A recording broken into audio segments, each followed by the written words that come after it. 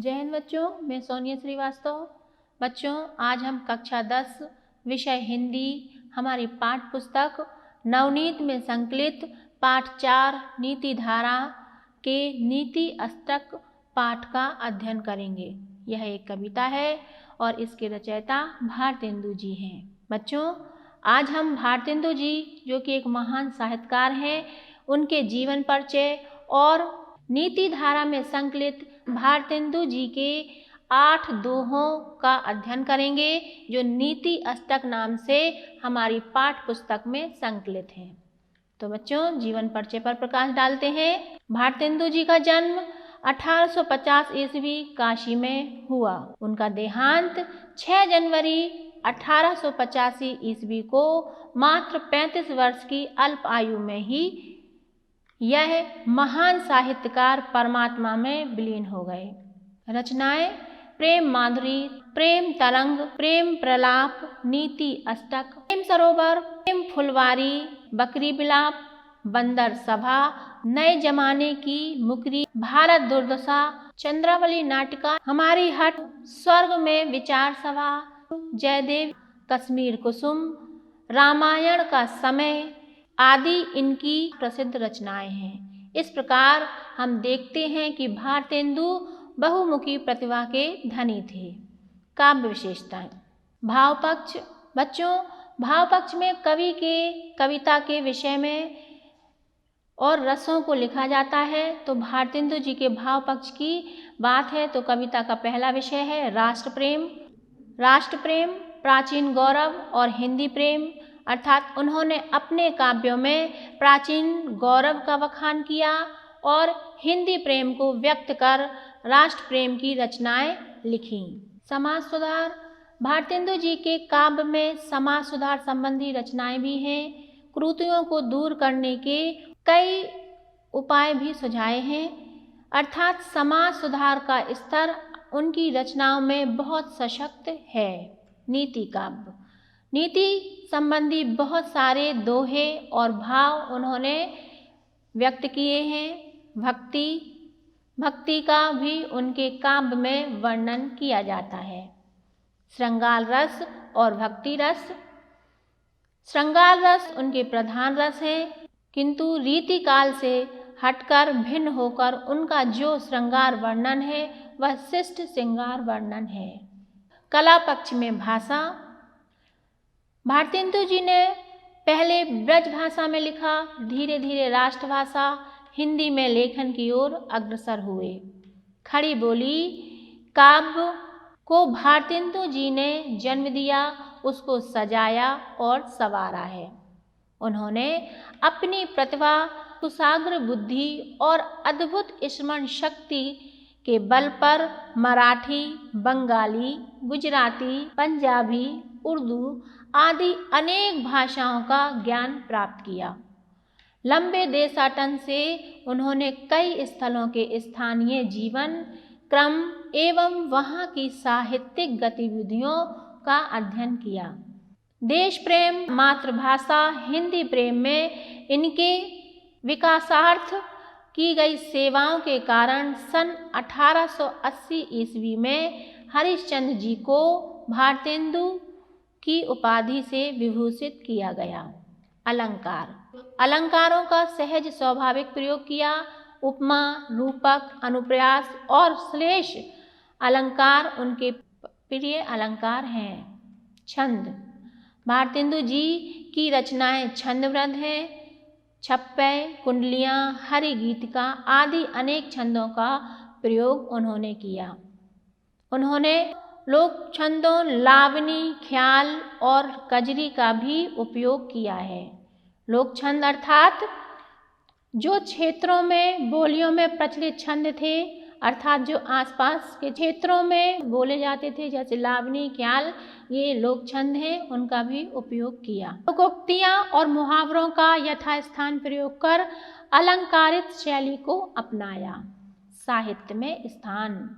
आधुनिक हिंदी के जन्मदाता के रूप में उन्हें जाना जाता है। भारतेंदु जी युगांतकारी रचनाकार थे। हिंदी को उन्नति के शिखर पर पहुंचाने में उनका महत्वपूर्ण योगदान है। हिंदी साहित्य में उनका सर्वोच्च स्थान है। युग निर्माता साहित्यकार के रूप में उन्हें जाना जाता है। नीति अष्टक का अध्ययन करने से पहले हम समझते हैं नीति काव्य क्या है। नीति काव्य जीवन व्यवहार को सुगम बनाने का आधार है। नीति काव्य सृजित करने में व्यवहारिक अनुभवों का महत्वपूर्ण स्थान होता है। हजारों वर्षों से नीतिपरक उक्तियां मनुष्य को जीवन के अंधेरों में प्रकाश की किरण बनकर उसे मार्ग दिखाती हैं, जीवन जीने का तरीका सिखाती रही हैं। इस स्तर पर नीति काव्य शिक्षा के उद्देश्य को पूर्ण करने वाला बन जाता है। नीति काव्य जीवन सुधार का लक्ष्य लेकर चलता है। नीति काव्य का विचार पक्ष प्रबल होता है। इस तरह से नीति काव्य सद्विचारों का कोश है। तुलसी, कबीर, सूर, जायसी आदि भक्तिकालीन कवियों ने नीति कथनों को महत्व प्रदान किया है। इस युग में रहीम और गिरधर जैसे कवि भी सक्रिय रहे हैं, जिनकी कविता में नीति का स्थान केंद्रित है। आधुनिक युग में भारतेंदु हरिश्चंद्र बहुयामी रचनाकार हैं। उन्होंने नाटक, काव्य, निबंध आदि सभी विधाओं में रचना की है। समाजोमुखी चिंतन कवि हैं, इसलिए उनकी कविताओं में नीति कथन यत्र तत्र सर्वत्र सुलभ है। संकलित दोहों में उन्होंने स्पष्ट किया है कि केवल पद पाने से प्रतिष्ठा नहीं मिलती है, परोपकार करने पर ही सम्मान मिलता है।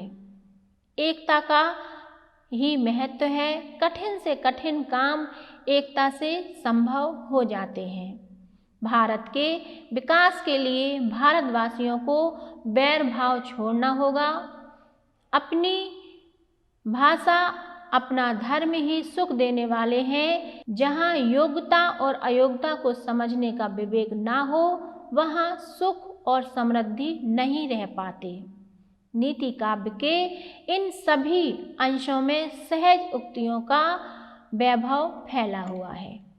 बच्चों, अब हम अध्याय की ओर बढ़ते हैं। नीति अष्टक, नीति अर्थात व्यवहार का तरीका या ढंग, बर्ताव का तरीका, लोक व्यवहार हेतु नियत किया गया आचार नीति होता है। अष्टक अर्थात 8। इस प्रकार नीति अष्टक में हमें किस तरीके का व्यवहार करना चाहिए अपने देश से, अपने लोगों से, यह हमें समझाया गया है। अच्छे बुरे का फर्क कैसा होना चाहिए, यह भारतेंदु जी ने नीति अष्टक अर्थात नीति नियमों से संबंधित अष्टक अर्थात 8 दोहों में हमें समझाया है। तो प्रथम पंक्तियां इस प्रकार हैं। मान योग नहीं होत को कोरो पद पाए, मान योग नर तेजे केवल परहित जाए। बच्चों, पद्यांश की व्याख्या से पहले हम समझ लेते हैं हमें पद्यांश निम्न बिंदुओं पर लिखना चाहिए। सबसे पहला संकेत। संकेत अर्थात पंक्तियों की प्रथम 2-3 शब्द जैसे मान योग डैश डैश करते हुए अंतिम पंक्तियां परहित जाएं, यहाँ तक लिखें। दूसरा, शब्दार्थ, कठिन शब्दों का अर्थ लिखें। तीसरा, संदर्भ में हमारे पाठ पुस्तक का नाम, पाठ का नाम और कवि का नाम आता है। प्रसंग अर्थात संक्षिप्तीकरण, जैसे हमने जो व्याख्या की है उस व्याख्या को हम छोटे रूप में समझाएं। उसी प्रकार जैसे हम प्रार्थना पत्र लिखते हैं तो विषय लिखते हैं, ठीक उसी प्रकार प्रसंग में हम व्याख्या का संक्षिप्तीकरण रूप लिखते हैं। उसके बाद व्याख्या जो पंक्तियां हैं उनका अर्थ समझाना, भावार्थ समझाना और अंतिम बिंदु काव्य सौंदर्य। काव्य सौंदर्य में जो रस, छंद, अलंकार उपयोग किए हैं, कौन सी भाषा का प्रयोग किया है, हम ये लिखते हैं। तो आप लोग भी निम्न बिंदुओं पर पंक्तियों की व्याख्या करें। शब्दार्थ, मान्य योग, सम्मान के योग, कोरो मात्र, परहित दूसरों की भलाई के लिए। संदर्भ प्रस्तुत पद्यांश या प्रस्तुत पंक्तियाँ हमारी पाठ्य पुस्तक के नीति धारा पाठ के नीति अष्टक शीर्षक से लिया गया है। इसके कवि भारतेंदु हरिश्चंद्र हैं।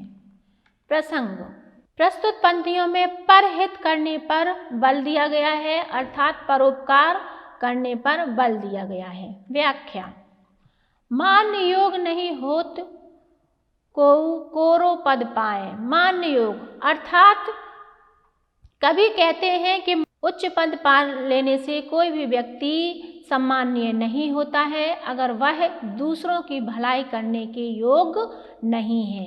अर्थात अगर आप ऊंचे पद पर तो पहुंच गए हैं पर मान योग ना जेते केवल परहित जाए, पर अगर आप किसी का परोपकार नहीं कर सकते, किसी की सहायता नहीं कर सकते तो उसका कोई भी अर्थ नहीं है। आप सम्माननीय तभी हैं जब दूसरों की भलाई करते हैं, दूसरों के हित में कार्य करते हैं। तो कवि कहते हैं कि मात्र उच्च पद पा लेने से व्यक्ति सम्माननीय नहीं हो जाता, दूसरों की भलाई करने से ही मनुष्य सम्मान के योग्य होता है।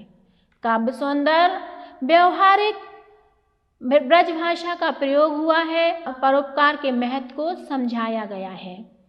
अगली पंक्तियाँ बिना एक जिए के भय चलिए अब नहीं काम, तासो कोरो ज्ञान तजी उठही छोड़ो विश्राम। बच्चों संकेत आप लोगों को समझा दिया गया है, इसलिए आपको स्वयं लिखना है। संदर्भ भी हर पंक्तियों में एक जैसा होता है, इसलिए बार बार कहना उचित नहीं है। समझते हैं शब्दार्थ। जिए हृदय, तासो इसलिए, तजी त्याग कर, विश्राम आराम। प्रसंग पारस्परिक एकता के लिए सक्रिय होने की आवश्यकता पर बल दिया गया है, अर्थात एकता पर बल दिया गया है। व्याख्या बिना एक जिए के भय चलिए अब नहीं काम, अर्थात भारतेंदु जी कहते हैं कि उठो जागो, अब बिना एक हुए बिना एकता के कुछ भी काम नहीं चलेगा। अगर आप एक होकर राष्ट्रीय एकता नहीं रखते हैं तो अब काम नहीं चलेगा। तासो कोरो ज्ञान तजी उठी छोरी विश्राम, अर्थात इसलिए निरी ज्ञान की बातें त्याग दो और विश्राम छोड़ दो, राष्ट्रीय एकता के लिए उठकर खड़े हो जाओ। भारतवासियों से ये कह रहे हैं, जब हम परतंत्र की बेड़ियों में जकड़े हुए थे तब भारतेंदु जी ने ये पंक्तियाँ लिखी थी और उन्होंने भारतवासियों को संदेश दिया था कि अब हमें आपस में नहीं लड़ना चाहिए, हमें एकता के सूत्र में बंध जाना चाहिए। निरी बातों या खाली बातों से अब कुछ नहीं होगा, राष्ट्रीय एकता ही हमारे लिए आवश्यक है। इसीलिए अब सब कुछ त्याग दो, सारे विश्राम त्याग दो और एकजुट हो जाओ। अर्थात सभी भारतवासियों के हृदय और मन एक होना चाहिए, उनको जाति पाति का भेदभाव छोड़ देना चाहिए।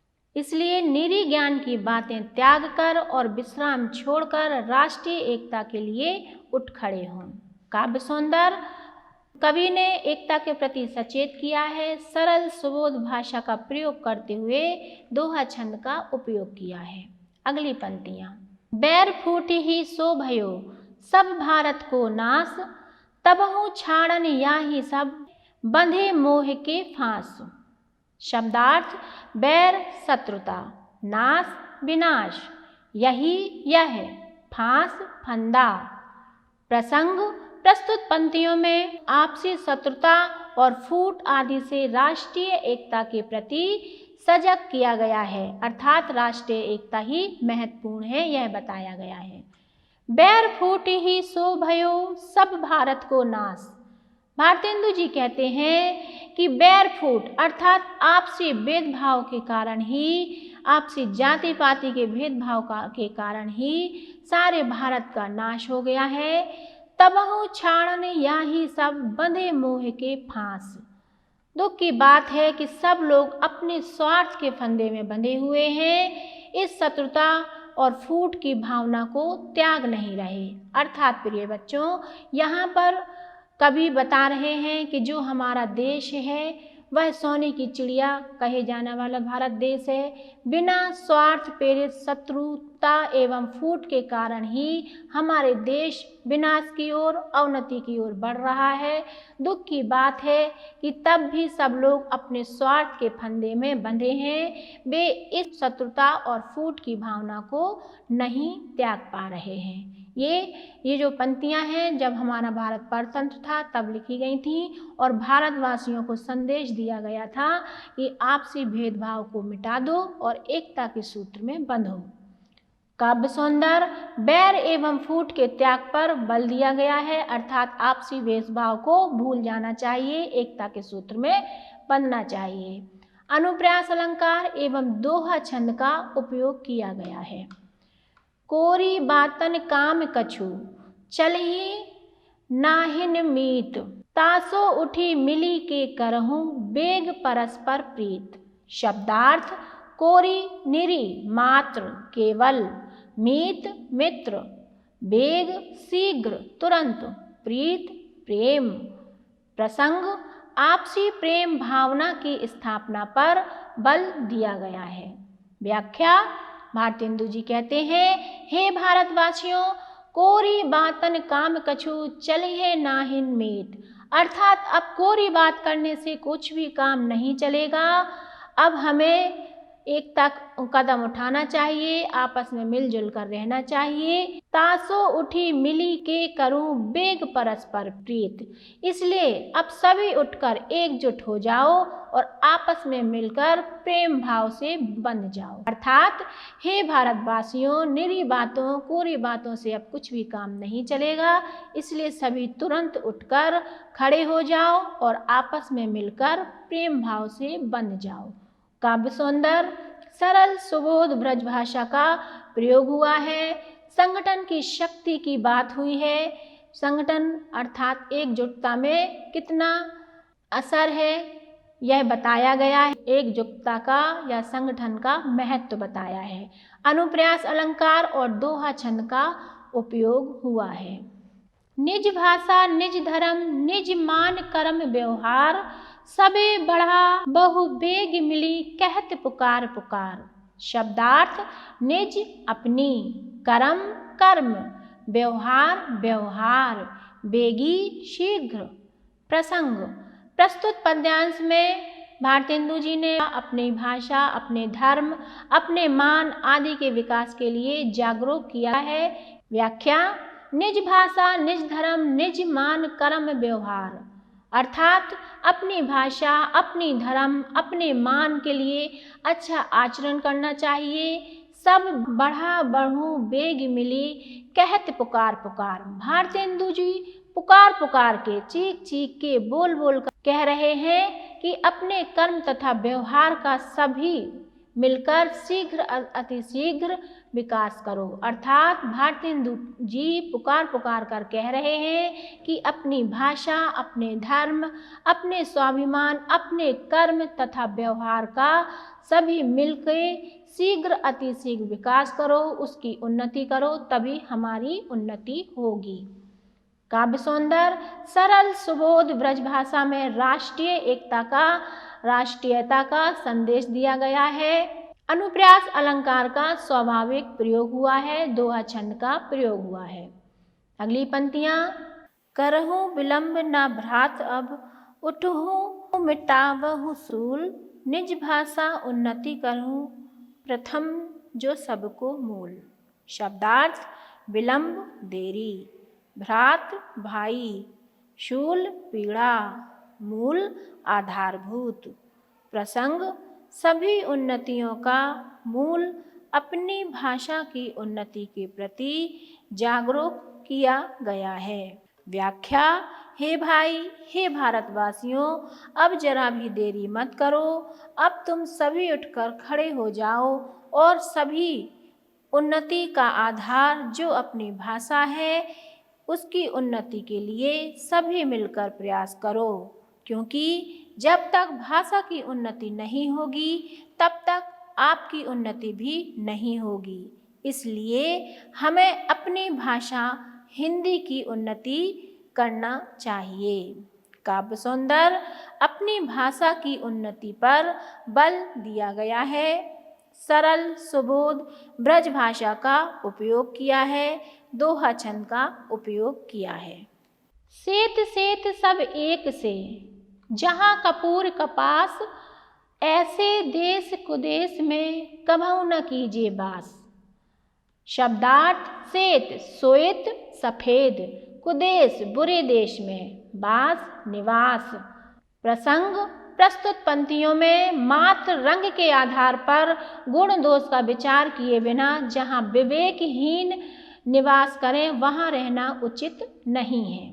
व्याख्या सेत सेत सब एक से, जहाँ कपूर कवास, अर्थात भारतेंदु जी कह रहे हैं सेत सेत मतलब सफ़ेद रंग का कपूर भी होता है और कपास भी होता है, लेकिन कपूर और कपास को जो एक कह रहा है उसके गुण को नहीं देख रहा है।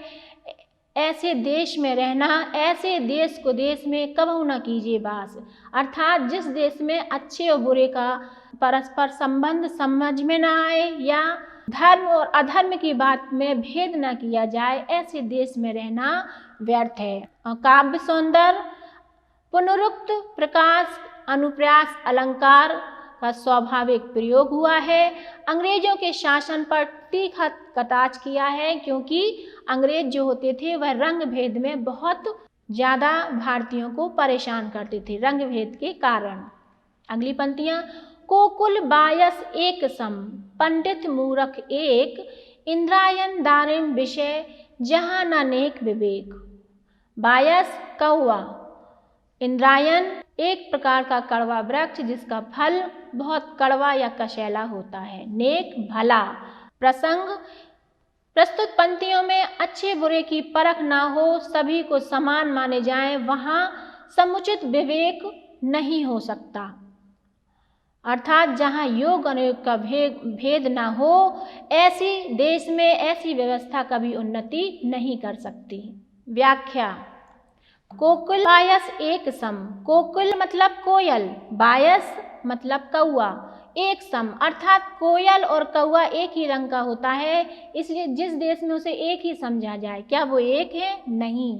दूसरा, पंडित मूरख एक, पंडित और मूरख को एक ही श्रेणी में रखा जाए। उसी प्रकार आगे बढ़ते हुए भारतेंदु कहते हैं इंद्रायन और दारिम। इंद्रायन अर्थात एक कड़वा फल होता है, दारिम अर्थात अनार जो अनार की भांति दिखता है। अनार एक मीठा रसीला फल होता है और उनमें एक भाव पर उनके गुणों को ना देखा जाए, उनके रंग पर उन्हें एक समझा जाए, ऐसे देश की उन्नति कभी भी संभव नहीं है। काव्य सौंदर्य प्रस्तुत पंक्तियों में अंग्रेजों की विवेकहीन दृष्टि पर तीखा कटाक्ष किया गया है। सुबोध ब्रज भाषा के विषय का प्रतिपादन किया है। सरल सुबोध ब्रज भाषा का उपयोग किया है। अनुप्रास अलंकार और दोहा छंद का उपयोग हुआ है। बच्चों, प्रिय छात्रों, यह अध्याय यहीं समाप्त होता है। मिलते हैं अगले अध्याय में। तब तक के लिए आप अपने घर में रहिए, सुरक्षित रहिए, अपना ख्याल रखिए। आप सभी का दिन शुभ हो। जय हिंद।